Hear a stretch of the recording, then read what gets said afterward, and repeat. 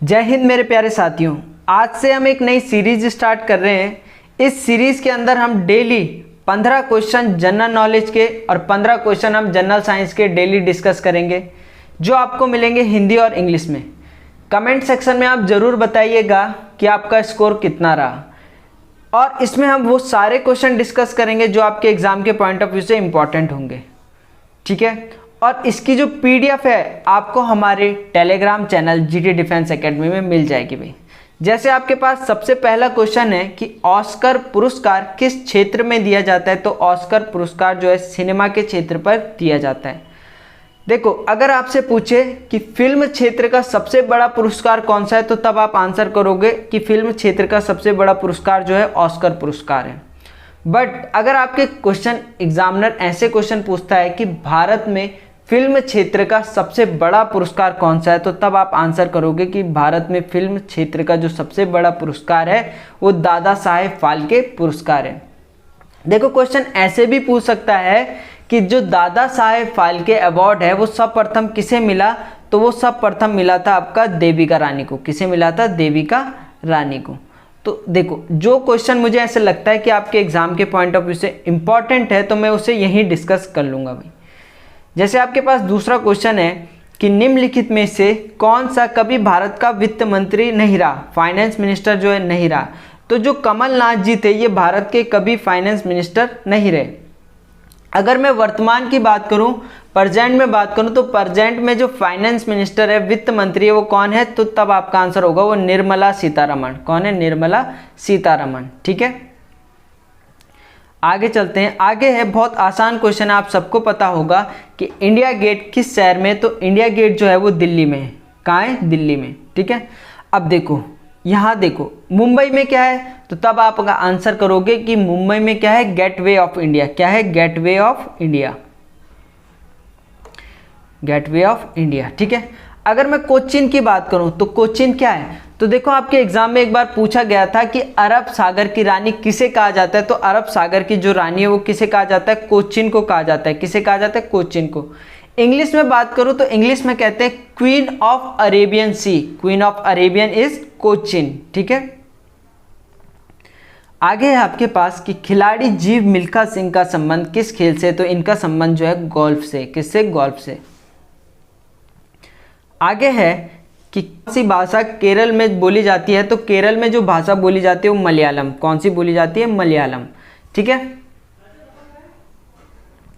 आगे है 2024 ओलंपिक्स खेलों का आयोजन कहाँ किया जाएगा, तो ये किया जाएगा पेरिस, फ्रांस में। अभी कुछ टाइम पहले ओलंपिक्स हुए थे, जो कहाँ हुए? टोक्यो में। टोक्यो कहाँ? जापान। ठीक है, 2020 के जो होने थे कोविड के कारण, कब हुए? 2021 में हुए। भारत में गोल्ड किसको मिला? नीरज चोपड़ा को मिला। किसमें मिला? भाला फेंक में। तो ये पता होना चाहिए, बहुत इंपॉर्टेंट है। नीरज चोपड़ा जो है किस खेल से संबंधित है, ऐसे भी पूछ सकता है, तो भाला फेंक से। आगे है भारत में किस राज्य की उच्चतम साक्षरता दर है, हाईएस्ट लिटरेसी रेट, तो वो आपको पता होगा केरल में भाई। चलिए आगे है भारतीय सशस्त्र सेनाओं के सर्वोच्च कमांडर कौन है, तो सर्वोच्च कमांडर होते हैं राष्ट्रपति। कौन होता है? राष्ट्रपति। अब राष्ट्रपति कौन है? रामनाथ कोविंद जी है। देखो, आपके एग्जाम में पूछ सकता है कि राष्ट्रपति को शपथ कौन दिलाता है, तो राष्ट्रपति को जो शपथ दिलाता है वो मुख्य न्यायाधीश दिलाता है, सर्वोच्च न्यायालय का मुख्य न्यायाधीश। अगर क्वेश्चन इस तरह पूछे कि मुख्य न्यायालय के मुख्य न्यायाधीश कौन है, तो तब आप आंसर करोगे एनवी रमन। कौन है? एनवी रमन। ठीक है, राष्ट्रपति कौन से आर्टिकल के अंदर आता है? देखो, आपके एग्जाम में आर्टिकल तो पूछेगा नहीं, पर आपको बेसिक नॉलेज होना चाहिए कि जो राष्ट्रपति प्रेसिडेंट होता है वो आर्टिकल 58 के अंदर आता है। किसके अंदर आता है? आर्टिकल 58 के अंदर। अगर मैं बात करूं भारत के उपराष्ट्रपति, तो जो भारत का उपराष्ट्रपति है वो कौन है? वेंकैया नायडू जी हैं। कौन है? वेंकैया नायडू, जो क्या है? राज्यसभा के सभापति। जो देखो उपराष्ट्रपति होता है वो राज्यसभा का सभापति भी होता है भाई। ठीक है, और जो उपराष्ट्रपति होता है वो आर्टिकल 63 के अंतर्गत आता है।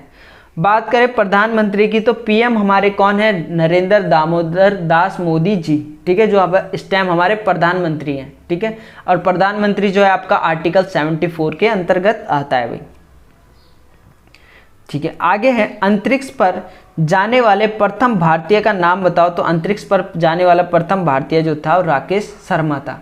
अगर आपसे पूछे कि अंतरिक्ष पर जाने वाला प्रथम व्यक्ति कौन था, तो तब आप आंसर करोगे कि यूरी गागरिन थी। ठीक है, यूरी गागरिन थे।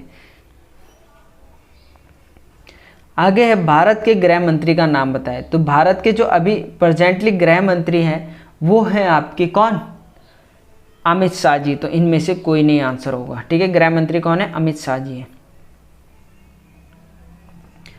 आगे आपसे कह रहा है कि अमरकंटक से किस नदी का उद्गम है। तो अमरकंटक से जो है नर्मदा नदी का उद्गम है। किसका, नर्मदा। आगे है भारत और चीन में कौन सी रेखा विभाजित करती है। तो भारत और चाइना को जो है वो मैकमोहन लाइन विभाजित करती है। कौन सी करती है, मैकमोहन लाइन।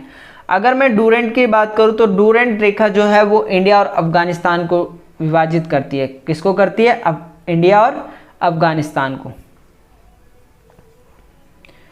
भारत में लौह पुरुष के नाम से किसे जाना जाता है। तो लौह पुरुष जो है सरदार वल्लभ भाई पटेल को कहा जाता है। किसे कहा जाता है, सरदार वल्लभ भाई पटेल को। विक्टोरिया मेमोरियल कहाँ स्थित है। तो विक्टोरिया मेमोरियल कोलकाता में स्थित है। कहाँ है, कोलकाता में स्थित है। ठीक है, काफ़ी विद्यार्थियों को लग रहा होगा ये बेसिक से क्वेश्चन है, पर कभी कभी ऐसा होता है कि हमारे एग्जाम में इतना प्रेशर होता है कि हम कभी कभी बेसिक क्वेश्चन को भी गलत करके आ जाते हैं। धीरे धीरे जैसे हमारी क्लास ये सीरीज आगे बढ़ती रहेगी तो इसमें हम टफ क्वेश्चन भी लेंगे भाई, और वो सारे क्वेश्चन इसमें हम कवर करेंगे जो आपके एग्जाम के पॉइंट ऑफ व्यू से इंपॉर्टेंट है, प्रीवियस ईयर में पूछे गए हैं, या आने वाले एग्जाम के लिए जो भी क्वेश्चन आपके इंपॉर्टेंट है वो हम इस सीरीज में पूरा कवर करेंगे। आगे है भारत में चाय का सबसे बड़ा उत्पादन राज्य जो है वो कौन है, आपका असम है। कौन है, असम है। ठीक है, मिलते हैं अगली वीडियो पर जनरल साइंस की। जय हिंद।